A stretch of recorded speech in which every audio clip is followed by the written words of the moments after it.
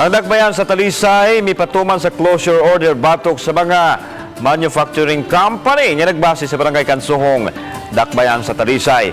Gibasihan ni Mayor Samsam Gulyas ang paglambigit sa mga kumpanya kalabot sa kapin 6,000 metric tons nga coal. Si Chona Carion sa report.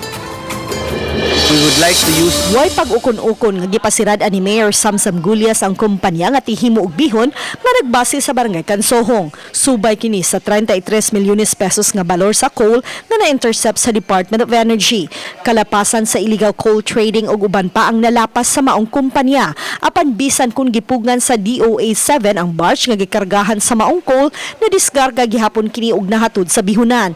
Matud sa mayor nga ang Talisay City Government mipaluyo sa mandato sa national agencies ilabi na kabahin sa pagprotektar sa kalikupan. So we have to close this. We have to give a closure order because kanang under DOE rules, this is illegal trading of coal. Ang ako na lang, we would like to use this opportunity as well to listen to all the complaints of the community regarding this factory. I've received, Congressman Paco, we've received so many complaints regarding this. Gipahibaw ni Gulyas nga misway pagpakigstorya niya ang mga representante sa maong kumpanya. Apan iyang gitataw nga daghang angayang tumanon ang kumpanya sama sa paglukat og permit sa dili patagdon ang hangyo sa tagduma nga nangayo og reconsideration sa gipatumang closure order. Usa-usab sa reklamo nga nadawat ni Gulyas ang nagbanaw nga tubig sa palibot sa kumpanya gumikan kay wa sila'y saktong drainage system.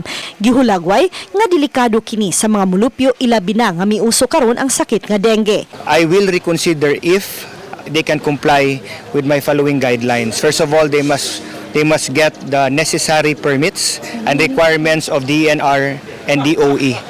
Second, they must comply with city requirements for setback, drainage and sanitary standards. Kung naa may mga affected workers because of this closure, ay muhangyo ko ninyo adto ako sa opisina with your ID or certificate of employment because the CSWD office will help you with financial assistance. Ang Department of Energy 7 miandam og mga kasong illegal coal trading, theft of minerals, anti-fencing o obstruction of justice sa mga nagpaluyo sa palusot sa maong coal. Gisuwayan na usab na pag-adto aron kakuhaan sa ilang habig ang tagduma o kaha ang representante sa City Food Industries, Ming Food and President Food Incorporated. Apan wa sila muluwat og pamahayag.